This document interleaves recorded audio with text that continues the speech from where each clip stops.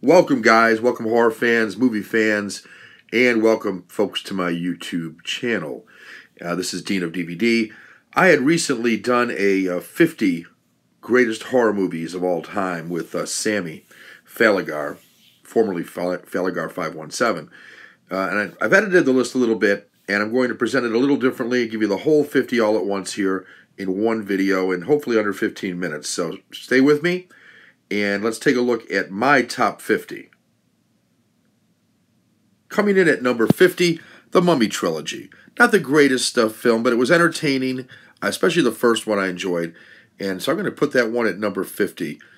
Brendan Fraser, and overall not too bad. Number 49, I'm going to put Saw, the first movie. I've got the complete collection on DVD and the first one on Blu-ray, but I'm going to say the first one. It really kind of brought back the slasher film or the killer film to the horror genre, much the same way Scream did. So I'm going to give that 49. 48 was an interesting one, I thought, from Nicole Kidman, or with Nicole Kidman. It had a twist ending. This is a story of a mother and her two children in a house that appears to be haunted. Number 47, perhaps a controversial pick, but it's not near the top 10. So Rob Zombie's The Lords of Salem, which deals with witchcraft and Salem, and modernizing the whole thing. Number 46 was one I really enjoyed, The Cabin in the Woods. Joss Whedon was behind this one, or part of this one anyway. He of Buffy fame and Firefly fame. I enjoyed it quite a bit. Number 45, The Babadook. Kind of an old school type of horror film, in that it was more psychological and less gory and gross and so on. So really enjoyed it at 45. 44, another modern one, and really I could have switched this with Babadook, but I'm too lazy, is Oculus. The story of a mirror that's got some power, a supernatural, and a brother and sister who try to smash it. Scream in at number 43. Wes Craven brought back the horror genre and the slasher genre in particular with this one. I'm going to put the first Scream in. And now at number 42, another controversial pick. This one because maybe it isn't higher. The Texas Chainsaw Massacre. This is the 40th anniversary edition you're looking at, but it's the same movie basically with a lot of extras. This one, okay for me. Next one, number 41, 1408. Love this one with John Cusack and Samuel L. Jackson. Really spooky ghost story that takes place just in one hotel room. And that's really all you need. It just goes to show what you can do in one room. Number 40 is Diabolique. This is a French film about two women who want to kill a guy. Number 39 is The Vanishing. It's been modernized, or done in, I shouldn't say not modernized, but done in the U.S. where I guess modernized, but the original one's the best. People Under the Stairs, another Wes Craven film, comes in at number 38. Good stuff here. Modern one, It Follows. Really enjoyed this one by David Robert Mitchell. One of the better horror movies I've seen in recent years. Really check that one out. Number 36 is Vampire. Carl Theodor Dreyer. Sort of more or less a silent movie, but really nice.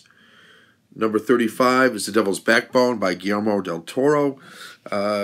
Weird ghost story / possession / it's really good though.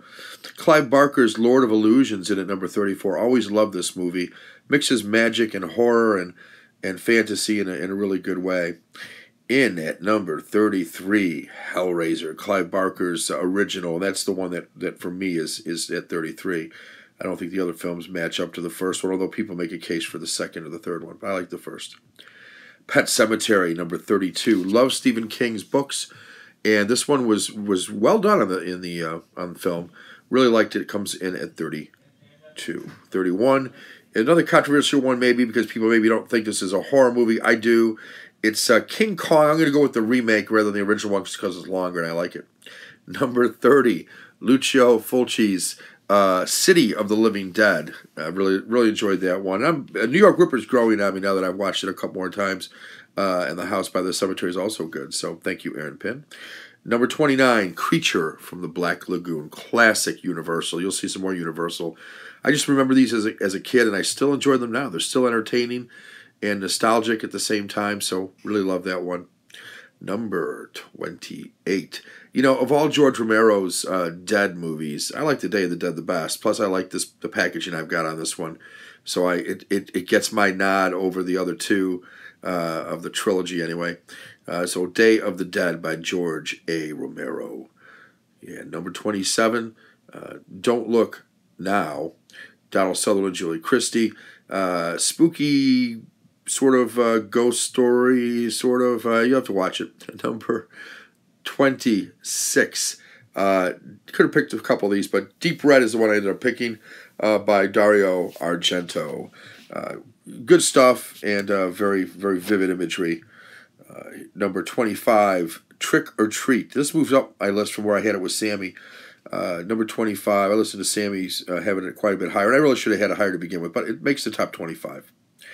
24 wasn't on my original list, but as I thought about it, Bela Lugosi and Dracula needs to be on the list. Such an iconic performance, and you got to love Bela Lugosi, so I put him and the movie at number 24 from Universal, Dracula. Number 23, James Whale's Frankenstein. Great movie, great portrayal by Boris Karloff, really, really enjoyable. At 22, Christopher Lee as Dracula. If I had to pick one, I'll pick Dracula Has Risen from the Grave, but all of them are good, and I'm trying to lump them all together here if I can. Number 21, An American Werewolf in London.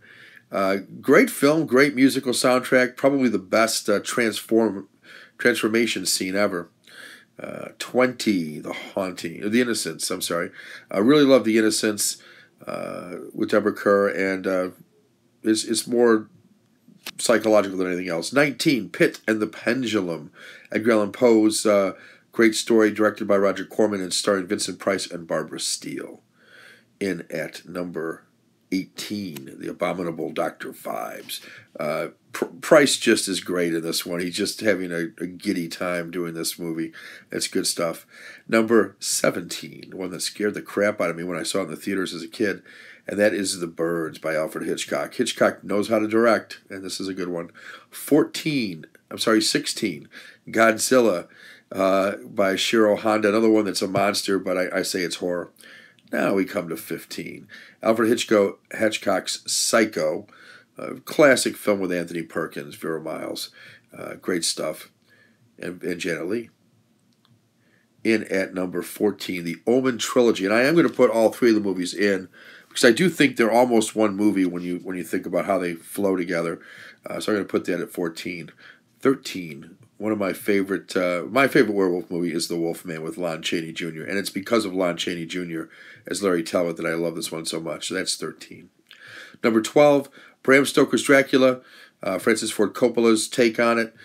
Gary Oldman did a great job as Dracula, really did. Number 11, Rosemary's Baby, Roman Polanski, great Mia Farrow performance, John Cassavetes, Ruth Gordon, and others. But really good stuff from the Criterion Collection. Now my top 10. In at number 10, Wes Craven's Nightmare on Elm Street, the first one. That's the one that's going to make it. I'm showing all 8 here, but it's just the first one for me. Number 9, here's a surprise maybe. Claude Rains as the Invisible Man. What a great performance. Spooky without showing much, but a great horror film. Number 8, a sci-fi horror. I'm going to go with Alien, the first one, as being the horror film, and in my favorite of the Alien franchise. I'll put that in at number 8. Number 7, maybe another controversial one, but I say this is a horror movie, and Steven Spielberg's Jaws. It changed an entire summer when that one came out. No one went to the beach. Number 6, Stephen King's It, and Tim Curry is just so good as Pennywise the Clown. I don't know how anybody can top that role. I'll be interested to see the remake. This is technically a miniseries, but I'm going to call it a movie. Now the top 5. The Night of the Hunter, another one that maybe people don't think of as a horror movie, but I don't know how else you'd classify it. Great performance by Robert Mitchum. Number 4, Stanley Kubrick's The Shining. Certainly is a horror movie, psychological horror. Shows you how somebody can go insane without really all that much effort. Number 3, the Halloween franchise, but particularly the first 2. Just love this one. My favorite of the slasher type movies, Halloween.